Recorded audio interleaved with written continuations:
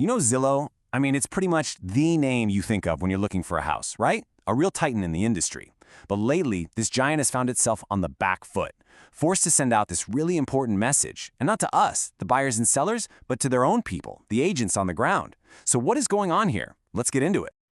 And that really is the central question here. I mean, why would a company that's so dominant, so on top of its game, need to send out a video message for, and this is their word, clarity and reassurance? Well, the answer, as you might have guessed, boils down to a storm of really bad press and some pretty serious lawsuits that have their own agents spooked about what's next. Okay, so first up, Zillow is under fire. And this is really where it all begins, with the company finding itself in some serious hot water. We're talking about a flood of lawsuits and critical news stories that have really created this feeling of unease among the agents who partner with them. And that forced Zillow to step up and say something. And their response? It was this video message. Now, this wasn't some generic PR statement, nope. This came straight from a senior vice president, Zuhairah Washington, and it was sent directly to their preferred partner agents. The mission was crystal clear: calm everybody down and, set the record straight. All right, Section 2, the core allegations. So what exactly is this fire that Zillow is trying to put out? To really get why they're defending themselves so hard, you've got to look at what they're being accused of. And listen, it's not just one little thing. It's a whole bunch of really serious legal challenges that go right to the core of how they do business. And wow, when you see the list, it's a lot. We're talking about alleged broker kickbacks. Basically, they're being accused of an illegal you scratch my back, I'll scratch yours deal between their agent referral program and their mortgage company. But that's not all. There are also claims of deceptive tactics, copyright infringement, and even antitrust violations. That last one is a big deal. It means people think Zillow's using its massive power to muscle out the competition. This isn't just one fight. It's a war on multiple fronts. Okay, so that's what they're up against. Now, let's look at how Zillow is fighting back.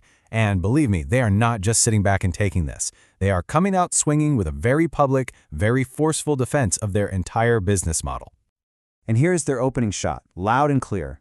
A direct quote from their SVP, Zuhairah Washington.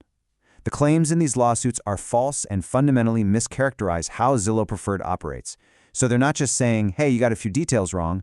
They're saying the entire premise of these lawsuits is completely wrong, that they totally misunderstand how Zillow's system works. So let's break this down, kind of like a point-counterpoint. The lawsuits claim that Zillow is steering people towards certain agents and lenders. Zillow's response? No way. They say the consumer has total 100% choice. Then the lawsuits say their pre-approval tools are deceptive. Zillow comes back and says, you're making assumptions that are just plain wrong about how our tools actually work. And then they add another layer to their defense. And this one's pretty interesting. Zillow is flat out saying these lawsuits are competitively motivated. In other words, they believe this isn't about protecting consumers at all. It's about their rivals trying to use the legal system to take them down a peg.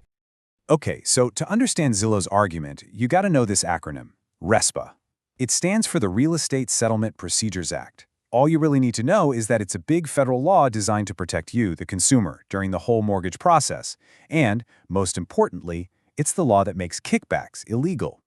Zillow's entire defense pretty much rests on them saying, we follow RESPA to the letter.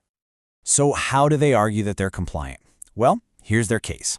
They say their whole model was built on a strong foundation of compliance from the very beginning. They say they regularly review everything with both internal and external legal experts. They keep hammering this point that consumer choice is absolutely critical to their RESPA compliance. And get this, even their own in-house mortgage company, Zillow Home Loans, has to earn a client's business just like everyone else. And here's where Zillow is really putting its money where its mouth is. They're telling their partner agents, hey, if you get named in one of these lawsuits, we've got your back. They're offering to vigorously defend them with a joint defense. Now that is a huge message of support. Okay, so Section 4, an uncertain future.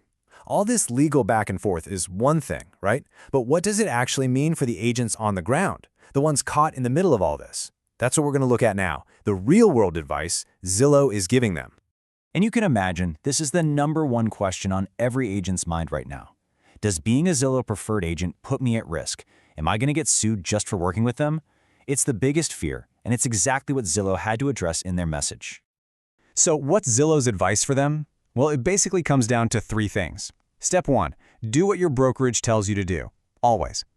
Step 2, and this is super important, document everything, especially document when the consumer makes their own choice. And step 3, be extra careful to avoid anything that even looks like you're steering a client one way or another. It's all about playing defense. And Zillow wrapped up their message with this powerful statement of partnership. Zillow only succeeds when you do, and we are committed to standing by, with you, through moments of industry uncertainty and beyond. The message is clear, we're in this together, our faiths are linked. So, there you have it. Zillow has made its case. They've sent the message, they've offered to back up their agents legally, and they've given them advice. But the huge question still hangs in the air. Is a video message of reassurance really enough to calm the market's nerves, especially for the agents they so desperately need on their side? Only time will tell.